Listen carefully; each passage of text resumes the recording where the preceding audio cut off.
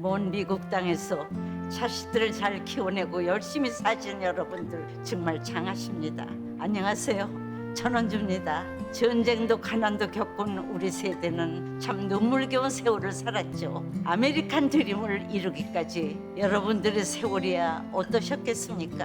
건강 관련 프로그램에 출연하면서 요즘 제가 깨달은 건요, 양 한 방을 잘 결합하는 게 최고의 건강 관리라는 겁니다. 클레버 케어, 메디케어 어드밴티지 플랜 아세요? 양방과 한방의 좋은 혜택들을 쏙쏙 뽑아서 제공해주는 똘똘한 플랜이더군요.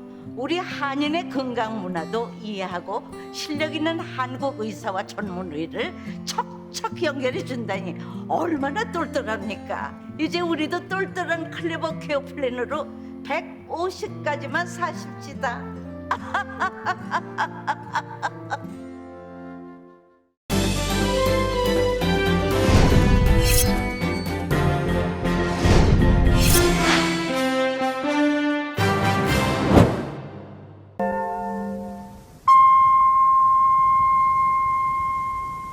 감사의 계절 11월, 라디오 서울과 함께 따뜻하고 평화롭게 지내시길 바랍니다.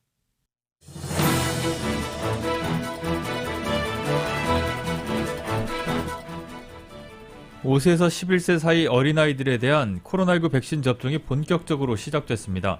백악관은 기념비적 순간이라며 8일부터 접종 프로그램이 전면 가동될 것이라고 밝혔습니다. LA를 포함한 캘리포니아주 곳곳에선 오늘부터 어린이들에 대한 백신 접종이 시작됐습니다. 오렌지 카운티는 8일부터 접종을 시작합니다. LA 통합교육부는 5세에서 11세 사이 어린아이들은 백신 접종 의무 대상에 포함되지 않는다고 밝혔습니다. 아리랑 노인 아파트 운영권을 둘러싼 갈등이 수면 위로 불거졌습니다. 재미 한국노인회는 운영권을 독점하고 있는 찰스 김 씨에게 운영권 반환을 요구했습니다. 버지니아 주지사 선거에서 공화당의 글렌 영킨 후보가 당선됐습니다. 뉴저지 주지사 선거에서는 필 머피 현 주지사가 접전 끝에 연임에 성공했습니다. 버지니아 주 하원에서 한인 후보 2명이 당선했습니다. 뉴욕시 의원 선거에선 2명의 한인 여성 시의원이 탄생했습니다. 바이든 대통령은 버지니아 주지사 선거 전에 사회복지 예산안이 통과됐어야 했다고 말했습니다. 그러나 예산안 통과가 트럼프 전 대통령의 골수 지지층의 투표를 바꿀 수 있었을지는 확신할 수 없다고 덧붙였습니다. 대장동 의혹의 핵심 인물인 김만배 씨와 남욱 변호사가 구속됐습니다. 검찰이 두 사람의 신병을 확보하면서 수사는 새 국면을 맞을 것으로 보입니다. 국민의힘 경선이 이제 막판에 다다랐습니다. 대선 후보 선출을 위한 당원 투표율은 60%를 돌파했습니다. 연방준비제도가 이번 달 말부터 자산 매입 축소를 시작하기로 했다고 발표했습니다. 그러나 자산 매입 축소 결정이 금리 인상을 고려하고 있다는 직접적 신호는 아니라고 설명했습니다. 오늘 뉴욕 증시는 연방공개시장위원회 정례회의 결과에 안도하며 사상 최고치 행진을 이어갔습니다. LA 오늘 밤 맑은 날씨 이어지겠습니다. 밤 최저 55도가량, 내일은 곳에 따라 구름 끼겠고 낮 최고 기온 76도가량으로 예상됩니다.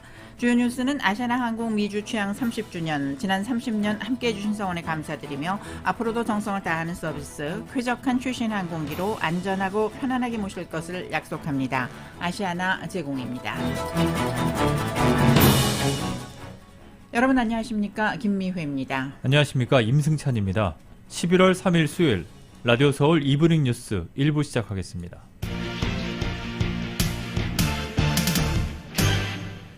네, 이브닝 뉴스 1부 먼저 미국 소식입니다.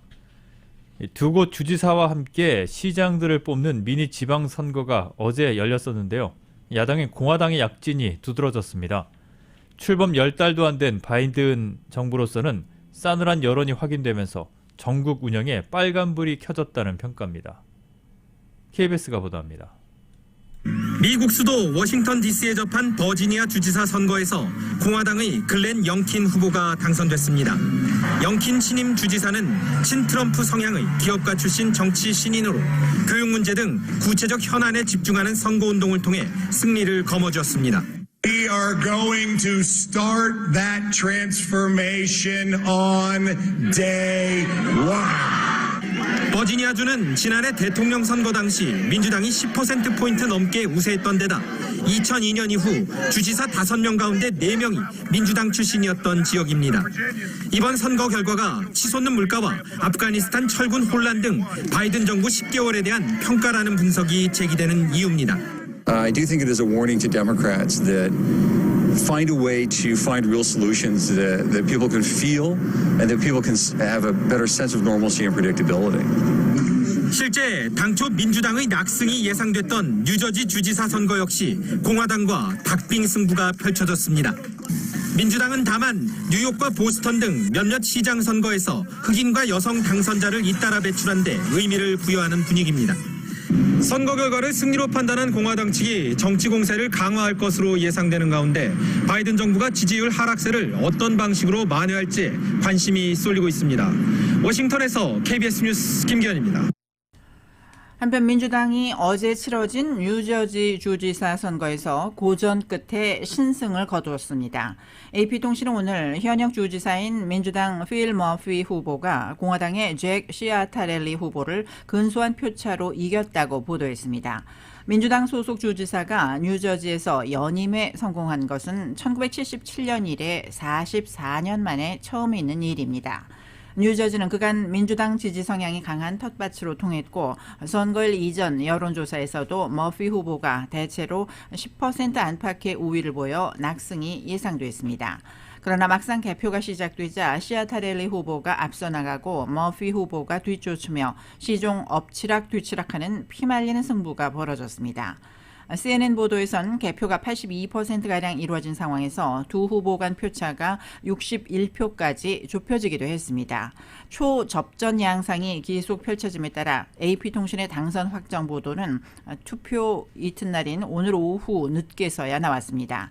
특히 민주당은 승부처로 여긴 버지니아 주지사 선거에서 공화당에 패배하는 일격을 당한 터라 뉴저지마저 질 경우 대참패라는 참혹한 성적표를 받아들 위기에 처했었습니다.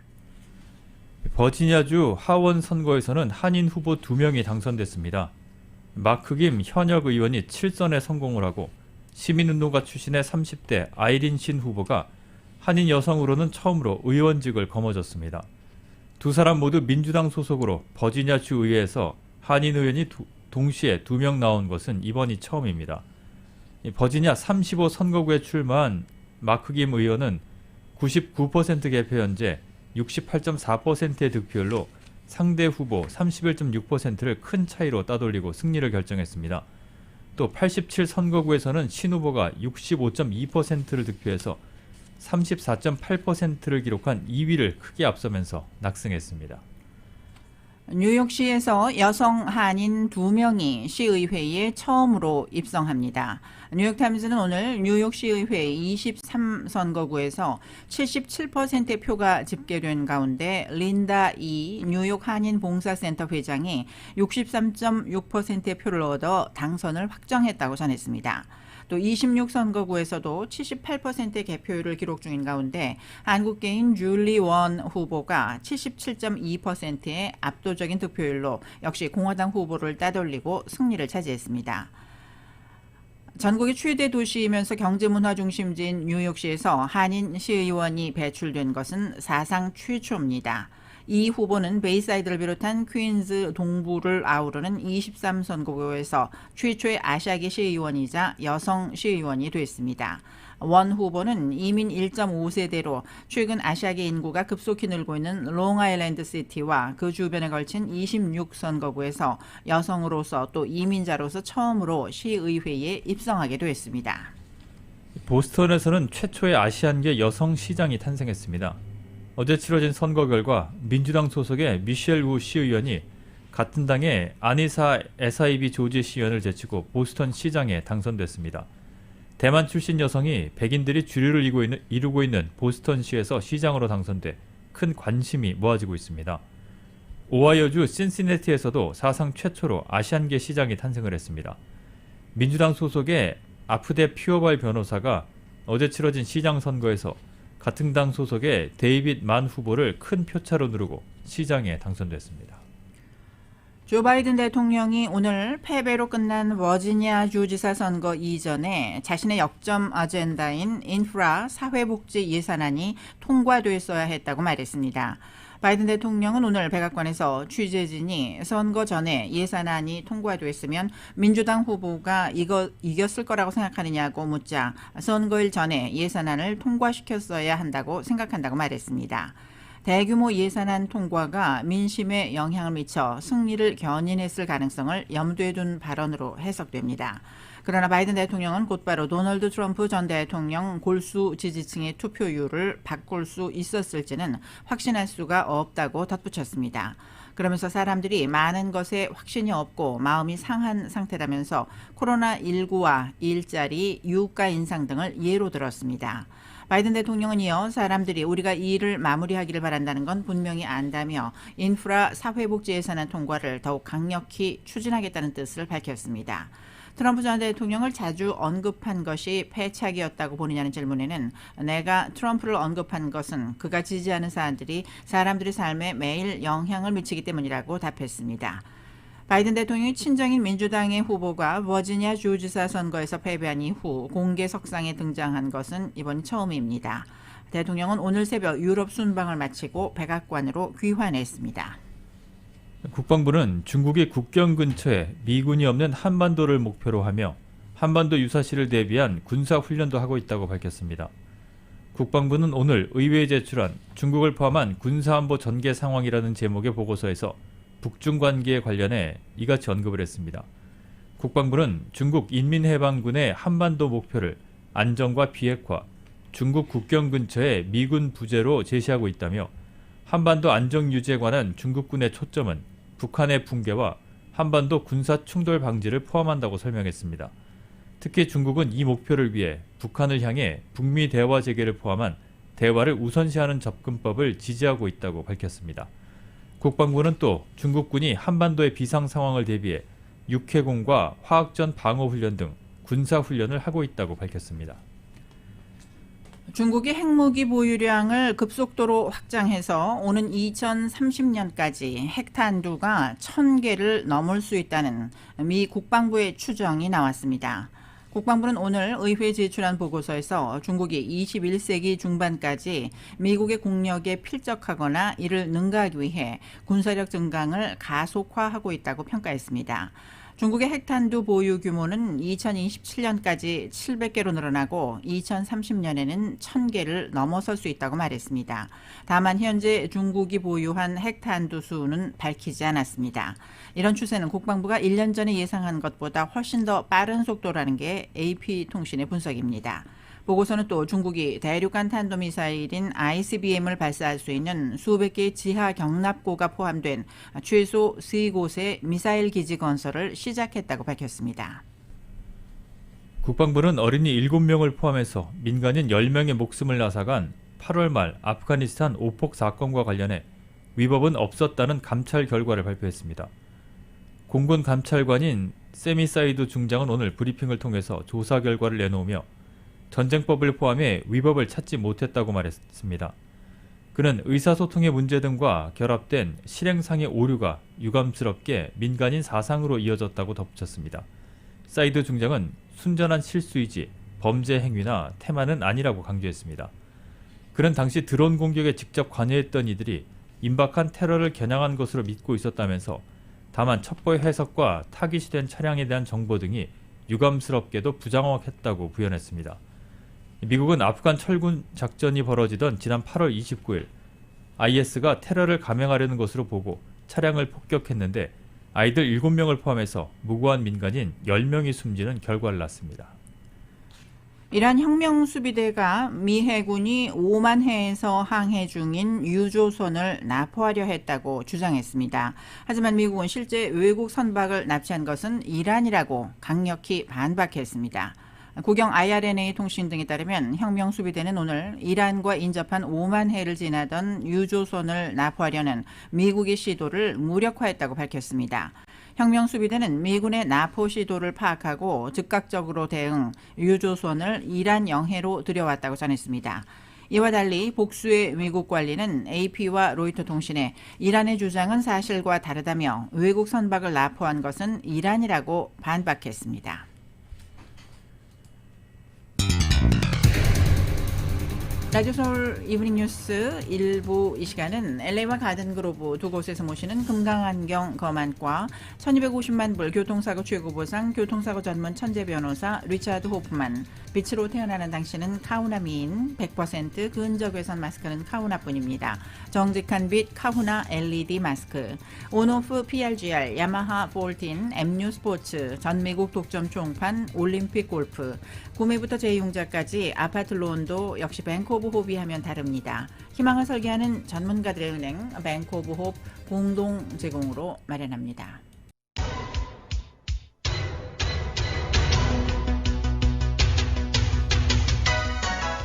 5시 17분 조금 지나고 있습니다. 이 시간 교통 상황 라디오 서울 이브닝 뉴스에서 잠시 살펴보겠습니다. 프리웨이 구간들 조금씩 더 정체가 심해지는 모습 보이고 있는데요. 5번 프리웨이 사우스 방면은 10번 프리웨이 이스트 방면과 만나는 구간부터 속도 많이 처지고 있습니다. 콘코드 스트리트 구간부터는 7마일에서 10마일 정도로밖에 움직이지 못하면서 가필드 애비뉴까지 정체 현상 길게 이어지고 있습니다.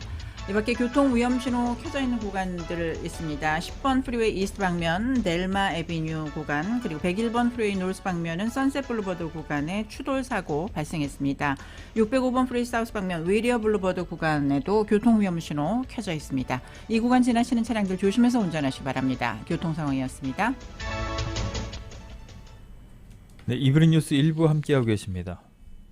5세에서 11세 어린아이들에게 코로나19 백신 접종이 승인된 것에 대해서 백악관은 기념비적인 순간이라면서 다음 주 월요일인 8일부터 백신 접종 프로그램이 전면 가동될 것이라고 밝혔습니다. 제프 자이언츠 백악관 코로나19 대응조정관은 오늘 브리핑에서 어제 CDC가 이 연령대에 백신 접종을 승인한 것은 우리 백신 접종 캠페인에서 기념비적인 순간이라고 말했습니다. 자이언트 조정관은 또 지금은 부모들에게 그리고 우리 백신 접종 프로그램에 흥분되고 오래 기다려온 순간이라면서 앞으로 어린이 백신 접종을 어떻게 확대할지 소개했습니다. 그는 8일부터 시작되는 주간부터 신뢰받으면서 편안한 약 2만 개 장소에서 어린이 백신 접종 프로그램이 전면 가동될 것이라고 밝혔습니다. 여기에는 소아과와 가족주치, 약국, 지역 의료센터, 그리고 아동병원 등이 포함됩니다. 또 이번 주말쯤에는 부모들이 CDC가 운영하는 백신 정보 예약 사이트인 vaccine.gov에서 5세에서 11세 어린이들에게 백신을 놔주는 가장 가까운 장소를 검색할 수 있다고도 말했습니다. 이렇게 LA 카운티를 비롯해서 캘리포니아주 곳곳에서 오늘부터 5세에서 11세 사이 어린이들의 파이자 백신 접종이 시작됐습니다. 이 소식 정현호 기자가 전해드립니다. 가주 곳곳에서 3일부터 5세에서 11세 사이 아동의 화이자 백신 접종이 시작됐습니다. 질병통제예방센터 자문위원회가 2일 백신 접종을 권고한 데 이어 로시얼 월런스키 CDC 국장이 이를 승인하면서 2일 저녁부터 5세에서 11세 사이 어린이에 대한 접종이 허용된 데 따른 것입니다. FDA에 따르면 5세에서 11세도 성인과 마찬가지로 3주 간격으로 화이자 백신을 2차례에 걸쳐 맞게 되지만 투여량은 10마이크로그램으로 12세 이상이 30마이크로그램인 것에 비해 3분의 1 수준입니다. LA 카운티 내 팝업 클리닉에서는 3일부터 어린이들에게 화이자 백신 접종을 시작했습니다. 타운 내 이유케어 클리닉은 5세에서 11세를 대상으로 백신 접종을 위한 준비를 마쳤으며 보건국의 세부 사항이 정해지는 대로 이들 아동들에게 화이자 백신을 접종할 계획입니다. 이유케어 클리닉에서 접종을 희망하는 경우 213-632-5521번으로 문자로 사전에 등록하면 됩니다. LA 카운티 주민들은 vaccinateLAcounty.com에서 워킹 접종소 등 관련 정보를 확인할 수 있습니다. 가주의 5세에서 11세 사이 연령대 어린이는 350만 명에 달하는데 1차로 120만 회분 접종분이 확보될 것이라고 밝혔습니다. 주정부는 수일 내로 지역 클리닉과 소아과, 약국, 학교 클리닉 등에서 전면 접종이 이루어질 수 있도록 할 계획입니다. 주정부 예약 사이트 마이턴에서는 4일부터 워킹이나 예약을 받을 예정입니다. 월그린과 CBS, 라이트에이드도 백신 접종을 진행합니다. 라이트에이드는 4일부터, CBS에서는 오는 일요일부터 어린이 백신 접종을 시작합니다. 타운 내 소아과에서도 전화 예약을 통해 어린이 백신 접종을 해주고 있습니다. 라디오 서울 뉴스 정현호입니다. LA 통합교육부는 5세에서 11세 사이 학생들은 백신 의무 접종 대상에 포함시키지 않는다고 발표를 했습니다. 교육부는 어제 발표한 성명에서 5세에서 11세 사이 어린이들에 대한 백신 접종은 강력히 권고하지만 의무는 아니라는 점을 분명히 했습니다. 이와 함께 다음 주 월요일부터 13개 학교에 임시 클리닉을 설치하고 5세에서 11세 사이 아이들에 대한 백신 접종을 시작한다고 덧붙였습니다. 시니어 전용 노인 거주 시설인 아리랑 아파트의 운영권을 둘러싼 갈등이 수면 위로 불거졌습니다. 재미한국노인회는 찰스 김 전 한미연합회장이 아파트 운영권을 독점하고 있다며 운영권 반환을 요구했습니다. 이은 기자가 취재했습니다. 3일 타운 내 JJ 그랜트 호텔에서 재미한국노인회가 기자회견을 열고 찰스 김 전 한미연합회장에게 아리랑 아파트 운영권 반환을 요구했습니다. 할리우드에 위치한 아리랑 아파트는 시니어들을 위한 거주시설로 1995년 5월 16일에 완공되었으며 현재 저소득층 한인 시니어들이 많이 거주하고 있습니다. 건립 당시 재미한국노인회는 한인 노인들의 영어 미숙과 서류 작성 등을 돕도록 찰스 김 전 한미연합회장을 비회원 자격으로 사무국장으로 고용했다고 밝혔습니다. 노인회 측은 정의식 전 회장 당시 노인회가 내부 분열이 심화되면서 어지러운 틈을 타 찰스 김 씨가 운영권을 편취해 현재까지 소유했다고 주장했습니다. 박건우 재미한국노인회의 회장입니다.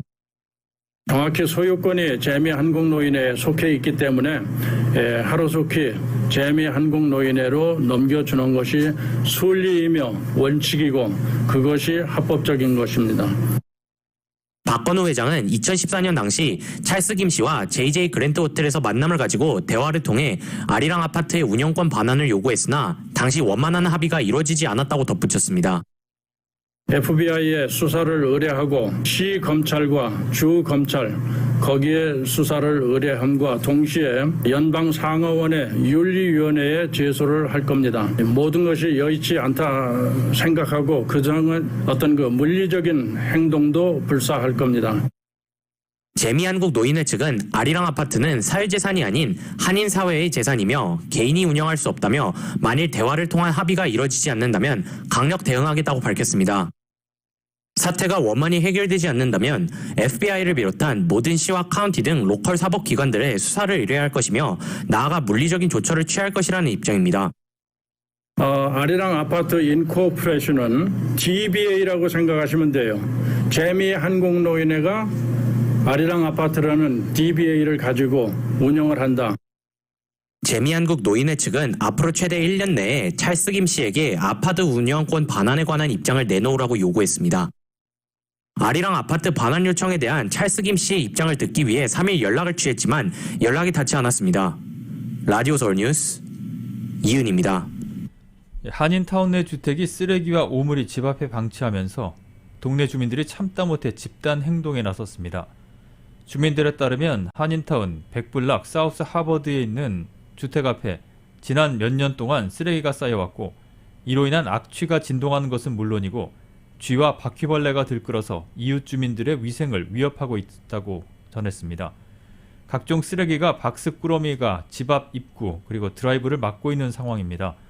주민들의 신고를 받고 LA 카운티 소방국이 조사관들을 문제의 집에 파견했고 집주인에게도 한 달 안에 깨끗이 청소하도록 통보한 상황입니다. 이웃들에 따르면 문제의 집에는 성인 남성이 어머니와 함께 살고 있는 것으로 드러났습니다. LA시 10지구 사무실은 시정부 산하 청소요원이 내일 파견돼서 청소를 돕고 청소 비용은 10지구 사무실이 부담하기로 집주인과 협의를 했다고 밝혔습니다. LA시가 전국 대도시들 가운데 두 번째로 쥐가 많은 도시로 나타났습니다. 해충 방역업체인 오킨에 따르면 시카고가 전국에서 쥐가 많은 도시 1위를 기록했고 LA가 지난해에 이어 올해도 2위에 올랐습니다. 뉴욕과 워싱턴 DC 그리고 샌프란시스코가 그 뒤를 이었습니다. 오킨은 팬데믹으로 많은 식당들이 문을 닫으면서 쥐들이 먹을 것을 찾아 보다 넓은 지역으로 이동한 것이 쥐가 늘어난 가장 큰 이유라고 설명했습니다. 오늘 발표된 이 집계는 지난해 9월 15일부터 올해 9월 15일까지 대도시 가정과 상업용 건물 등을 대상으로 실시한 조사 결과입니다. 남가주 지역의 대기오염 위험이 커지면서 실내외에서의 장작 사용이 금지됩니다.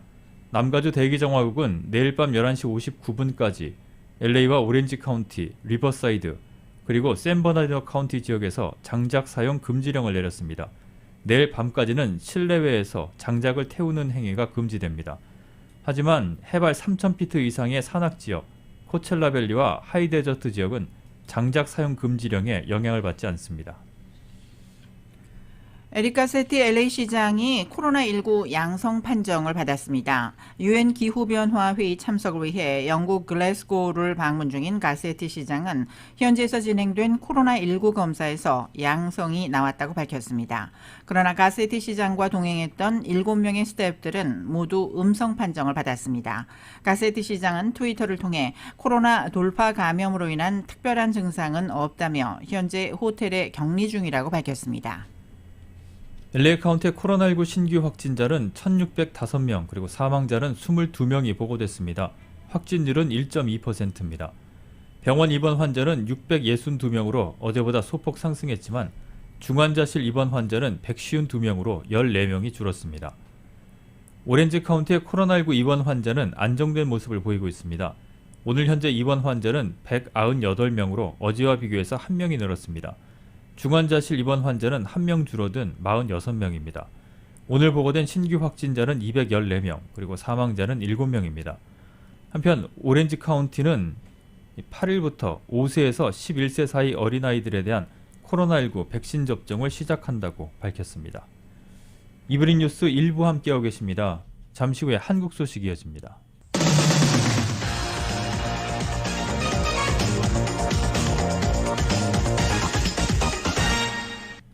네, 이브닝 뉴스 1부 한국 소식입니다. 국민의힘은 경선 막판입니다. 윤석열과 홍준표 두 유력 주자는 후보로 결정이 되면 어떻게 하겠다, 뭘 하겠다 이렇게 강조를 하고 있는데 국민 여론조사를 의식해서 자신이 강세라는 걸 부각시키려는 전략으로 보여집니다. 이 소식 KBS가 보도합니다.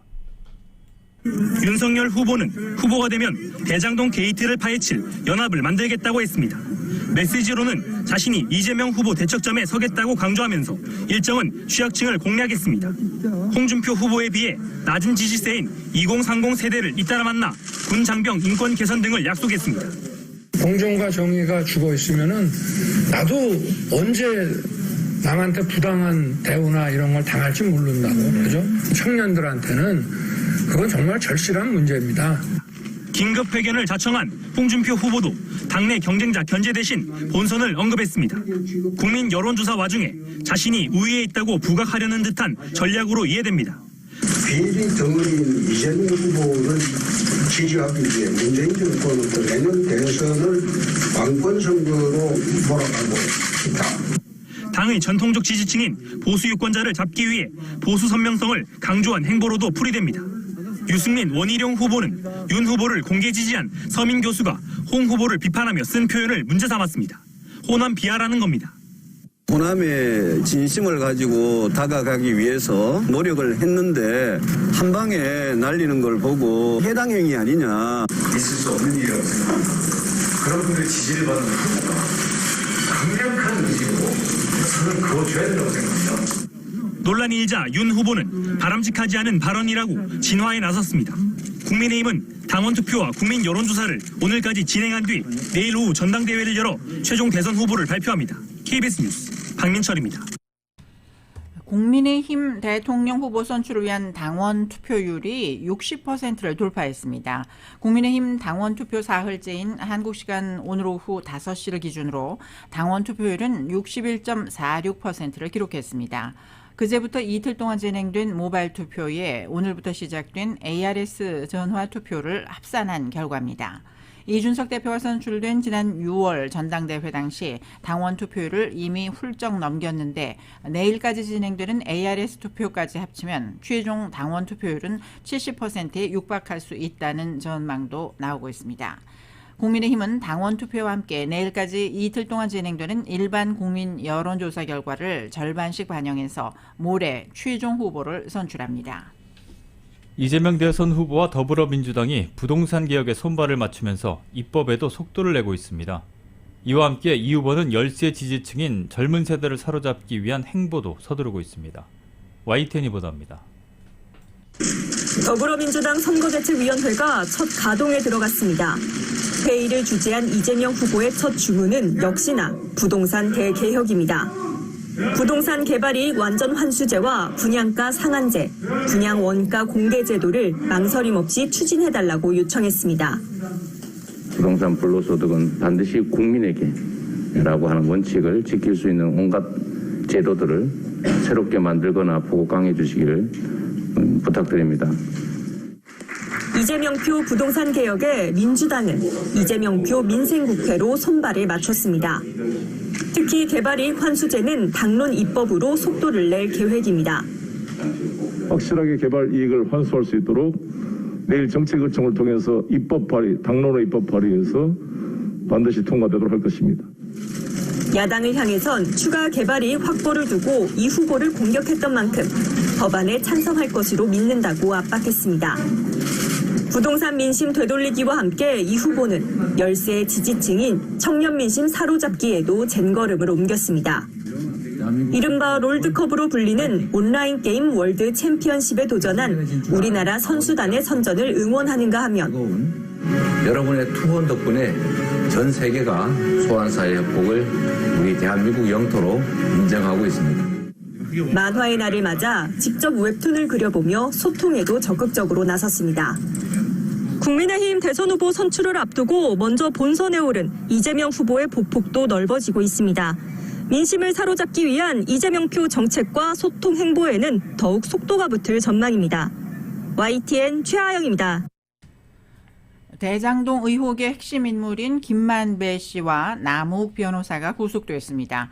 범죄 혐의가 소명되고 증거 인멸 우려가 있다고 법원이 밝혔는데 함께 청구된 정민용 변호사의 구속영장은 기각했습니다. KBS 보도입니다. 화천대유 대주주 김만배 씨와 천화동인 4호의 실소유주 남욱 변호사가 구속됐습니다. 서울중앙지법은 범죄 혐의가 소명되고 증거를 인멸할 염려가 있다며 두 사람에 대한 구속영장을 오늘 새벽 발부했습니다. 반면 성남도시개발공사 투자팀장으로 공모지침서를 작성한 정민용 변호사에 대한 구속영장을 기각했습니다. 법원은 정 변호사가 도망가거나 증거인멸을 할 우려가 없다고 설명했습니다. 아까 죄송하다고 하셨는데 뭐 어떤 게 죄송하신 건가요? 판사의 적용이. 김 씨 등은 유동규 전 성남도시개발공사 본부장과 공모해 화천대유 측에 유리하게 대장동 사업을 설계해 성남도시개발공사 측에 최소 651억 원 이상의 손해를 끼친 배임 혐의를 받고 있습니다. 김 씨는 이 과정에서 유 전 본부장에게 700억 원을 주기로 약속하고 지난 1월 말 현금 1억 원과 수표 4억 원을 준 혐의 등도 받습니다. 검찰은 또 남 변호사가 투자금 명목의 35억 원을 정 변호사에게 뇌물로 제공했다고 보고 뇌물 혐의와 범죄 수익 은닉 혐의 등도 적용했습니다. 이른바 대장동 4인방 가운데 정영학 회계사를 뺀 3명이 구속되면서 검찰의 대장동 의혹 수사는 속도를 낼 것으로 보입니다. 검찰은 신병을 확보한 김 씨와 남 변호사를 상대로 정관계 로비 의혹 등에 대한 추가 수사를 이어갈 방침입니다. KBS 뉴스 이재입니다.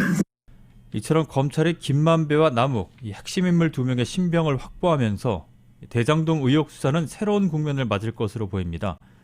특히 화천대유 세력을 위한 특혜로 성남도시개발공사가 손해를 봤다는 배임 혐의가 어느 정도는 소명된 만큼 당시 성남시 윗선이나 로비 의혹을 향한 수사에 탄력이 붙을 전망입니다. 이 소식은 YTN이 보도합니다. 김만배 씨는 구속 전 피의자 신문을 마치고 나오는 길에 대장동 사업은 정영학 회계사가 쌓은 성이라며 책임을 떠넘겼습니다. 정영학이 설계하고 축성한 성을 정영학과 검찰이 공격하고 있는데 제가 이 방어해야 되는 입장에 섰더라고요. 그래서 그런 부분이 굉장히 좀 곤혹스럽고 하지만 혐의가 소명된다는 법원의 판단은 김 씨가 남욱 변호사와 개발 사업 전반을 마음대로 주무른 주역이라는 사실이 어느 정도 증명된다는 뜻으로 풀이됩니다. 특히 사업 실무 담당자로 남욱 변호사에게서 35억 원대 뇌물을 받은 혐의가 적용됐던 정민용 변호사의 영장은 기각된 점을 고려하면 법원이 검찰의 배임 혐의 입증에 상당 부분 힘을 실어준 것으로도 해석됩니다. 더구나 유동규 전 본부장이 이들과 공모한 혐의로 구속 기소된 만큼 공공 영역에서 윗선이 어디까지 관여했는지 수사도 본격화할 것으로 전망됩니다. 아직 이재명 민주당 대선 후보를 비롯한 당시 성남시 관계자들의 관여 정황은 드러나지 않았지만 인허가를 비롯한 관리 감독 권한이 있었던 만큼 책임 가리기는 불가피한 상황입니다. 지난달 중순부터 연일 성남시청을 압수수색하며 대장동 사업 관련 자료를 확보해온 검찰은 앞서 결론을 정해두고 수사하지 않는다며 꼬리 자르기 아니냐는 일각의 비판을 정면으로 반박했습니다. 검찰은 이와 함께 김만배 씨를 고리로 한 광범위한 로비 의혹도 본격적으로 들여다볼 것으로 보입니다. 구속영장엔 이미 김 씨가 지난 2012년 성남도시개발공사 설립을 앞둔 시점부터 사실상 대장동 사업의 로비스트 역할을 했다고 적었습니다. 이른바 정영학 녹취록에는 최윤길 전 성남시의회 의장 몫으로 30억 원, 로비 자금 실탄으로 350억 원을 준비했다는 등 구체적인 액수까지 담긴 것으로 전해집니다. 이번 영장에서 빠졌던 곽상도 의원 아들 퇴직금 50억 원의 성격과 박영수 전 특별검사, 권순일 전 대법관 등 호화 전관 고문단의 역할도 규명돼야 할 부분입니다.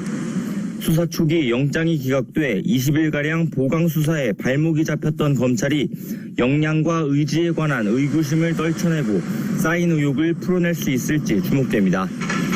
YTN 나혜인입니다. 이른바 고발사주 의혹을 수사하는 고위공직자범죄수사처가 국민의힘 김웅 의원을 피의자 신분으로 불러 조사했습니다.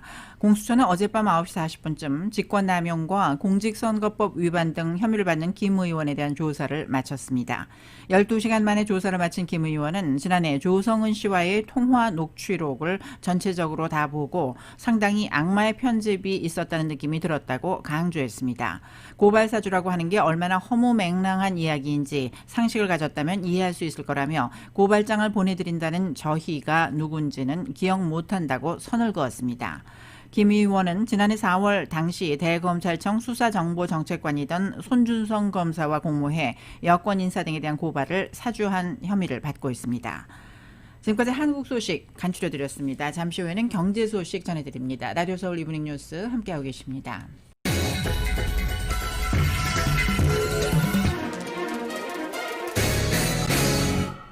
네, 이브닝 뉴스 1부와 함께하고 계십니다.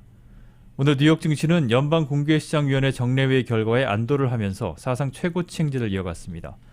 다우존스 산업평균지수는 어제보다 104.95포인트가 오른 36,157.58, S&P 500 지수는 29.92포인트가 상승한 4,660.57, 나스닥 지수는 161.98포인트가 오른 15,811.58에 거래를 마쳤습니다. 3대 지수는 오늘까지 4거래일 연속 사상 최고치를 경신했습니다. 유가는 조 바이든 대통령이 오페크와 러시아가 원유를 더 공급해야 한다고 말하면서 하락했습니다. 뉴욕 상업거래소에서 12월물 서부 텍사스산 원유 가격은 어제보다 3달러 5센트 하락한 배럴당 80달러 86센트에 거래를 마쳤습니다. 오늘 하락폭은 지난 8월 2일 이후 석 달 만에 가장 컸습니다. 연방준비제도가 정례회의를 마치고 이번 달 말부터 자산 매입 축소, 즉 테이퍼링에 들어가겠다고 밝혔습니다. 지난해 12월 이후 연준의 목표를 향한 경제에 상당한 진전이 있었다면서 금리 인상의 신호는 아니라고 강조했습니다. YTN 특파원입니다. 연준이 자산 매입 축소에 들어간다고 밝혔습니다. Today, the FOMC kept interest rates near zero. And in light of the progress the economy has made toward our goals, decided to begin reducing the pace of asset purchases. 일단 이번 달과 다음 달 국채 매입을 150억 달러씩 줄이겠다고 밝혔습니다. 이후에는 국채 100억 달러와 주택 저당증권 50억 달러를 매달 줄여나가겠다는 겁니다. 다만 경제 전망에 변화가 생긴다면 속도를 조절할 수 있다고 설명했습니다. 연준은 코로나19 대유행 이후 매달 1,200억 달러의 자산을 매입하면서 시중에 돈을 풀었습니다. 예정대로라면 내년 6월에는 시장에 유동성을 공급하는 양적 완화 조치가 끝나는 셈입니다. 파월 의장은 다만 자산 매입 축소 시작 결정이 금리 인상의 신호는 아니라고 강조했습니다.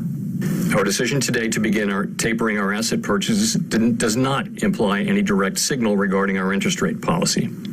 We continue to articulate a different and more stringent test for the economic conditions that would need to be met before raising the federal funds rate. 최근 물가가 높은 수준을 유지하고 있지만 일시적 요인으로 곧 정상화될 것이라고 설명했습니다. 아직은 경제 회복에 중점을 둬야 하는 만큼 금리를 인상해 시장을 위축시킬 단계는 아니라는 겁니다. 이에 따라 연준은 20개월째 이어지고 있는 제로금리 수준의 기준금리도 동결했습니다.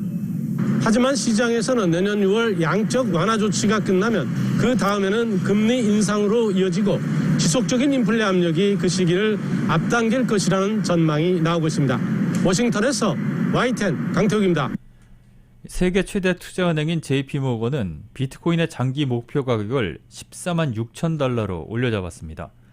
투자 전문 매체 비즈니스 인사이더에 따르면 JP모건의 전략가 니콜라우스 파니키로초클루는 기관 투자자가 포트폴리오에서 금보다 비트코인을 선호하기 시작할 경우 장기적으로 14만 6천 달러까지 급등할 수 있다고 예측을 했습니다. 그는 희귀성을 가진 비트코인이 인플레이션에 대한 해지 수단으로 점점 더 금과 경쟁을 하면서 투자자들의 관심을 끌고 있다고 진단했습니다.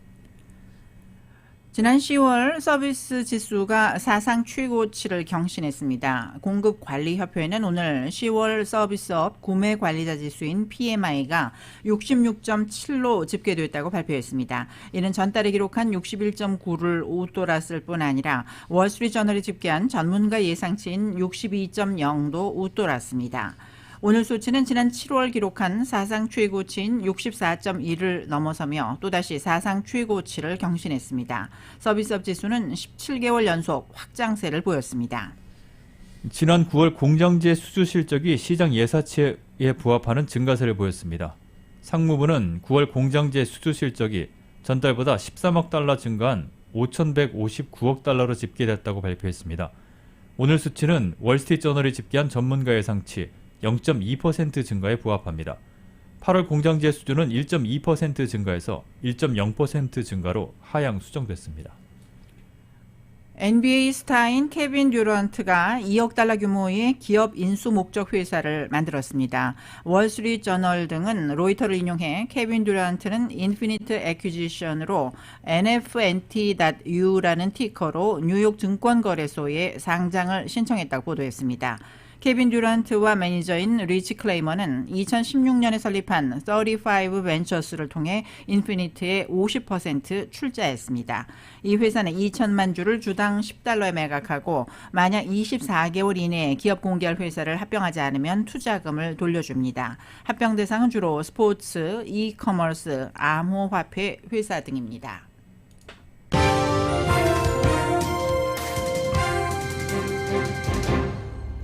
네, 스포츠 소식입니다. 아틀란타가 휴스턴을 꺾고 26년 만에 월드시리즈에서 우승을 차지했습니다.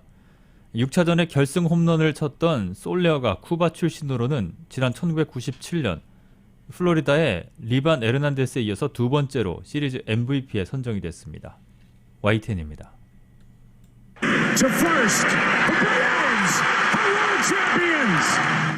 애틀랜타가 월드시리즈를 6차전에서 끝내면서 우승 반지의 주인이 됐습니다.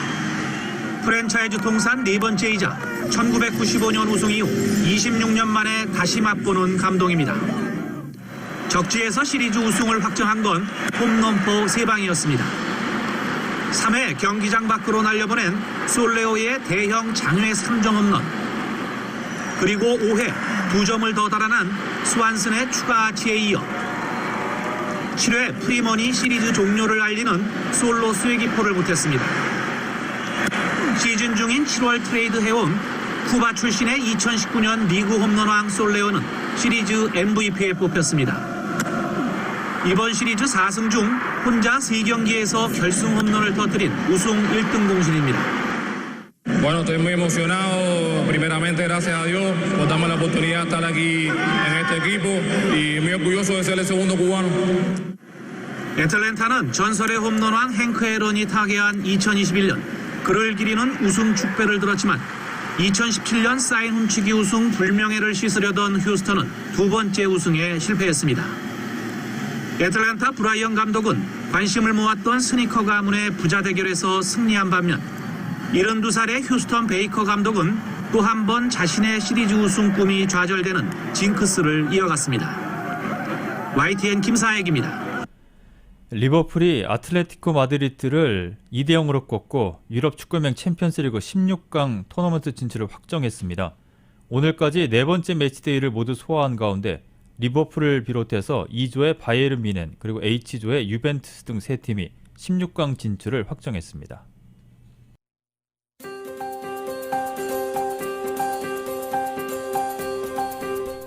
11월 3일 수요일 저녁 라디오 서울 이브닝 뉴스 날씨 알아보겠습니다. 지금은 CBB SBA 타임 스몰 비즈니스를 성공으로 이끌어주는 CBB 뱅크 제공입니다. LA 지역 오늘 밤 맑은 날씨가 이어지겠습니다. 밤 최저 기온은 55도가량 되겠고 내일은 곳에 따라 구름 끼는 날씨로 기온은 오늘과 비슷하거나 1, 2도가량 높아진 낮 최고 기온 76도가량, 밤 최저 56도가량을 보이겠습니다. 한편 금요일에는 낮 기온이 조금 더 올라가면서 79도까지 오르겠고 주말인 토요일과 일요일에는 조금 다시 내려가는 변덕스러운 날씨가 예상되고 있습니다. 밸리와 인랜드 엠파이어 지역 내일 낮 최고 82도, 해안 지역은 68도가량을 보이겠습니다. 하와이 호놀룰루 오늘 밤 바람이 10마일에서 15마일 정도로 불겠습니다. 밤 최저 기온 74도가량, 내일은 대체로 맑은 날씨 보이면서 낮 최고 84도, 밤 최저 기온 75도로 예상됩니다. 끝으로 한국 날씨입니다. 오늘 전국이 대체로 맑은 날씨 보이겠지만 수도권과 영서, 서해안에는 오후에 산발적인 비가 조금 내리겠습니다. 낮 기온은 서울 18도, 대전 20도, 광주 21도가량으로 선선하겠습니다. 날씨는 지금은 CBB SBA 타임 스몰 비즈니스를 성공적으로 이끌어주는 CBB 뱅크 제공입니다. 라디오 서울 이브닝 뉴스 1부 전해드렸습니다. LA와 가든그로브 두 곳에서 모시는 금강안경 검안과 1250만 불 교통사고 최고보상 교통사고 전문 천재 변호사 리차드 호프만, 빛으로 태어나는 당신은 카후나 미인 100% 근적외선 마스크는 카후나뿐입니다. 정직한 빛 카후나 LED 마스크, 온오프 PRGR, 야마하 14, MU 스포츠, 전 미국 독점 총판, 올림픽 골프, 구매부터 재이용자까지 아파트 론도 역시 뱅크 오브 호흡이 하면 다릅니다. 희망을 설계하는 전문가들의 은행 뱅크 오브 호흡 공동 제공이었습니다. 잠시 후 6시부터 라디오 서울 이브닝 뉴스 2부가 계속됩니다.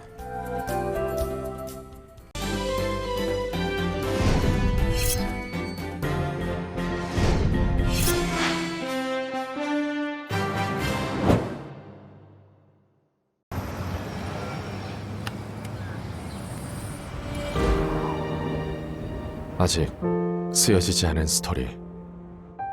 그 스토리를 완성하기 위해서는 새로운 아이디어를 찾아 움직여야 합니다. 우리의 움직임, 그것은 차세대 전동화 차량을 만드는 것입니다. 당신의 새로운 영감을 찾아서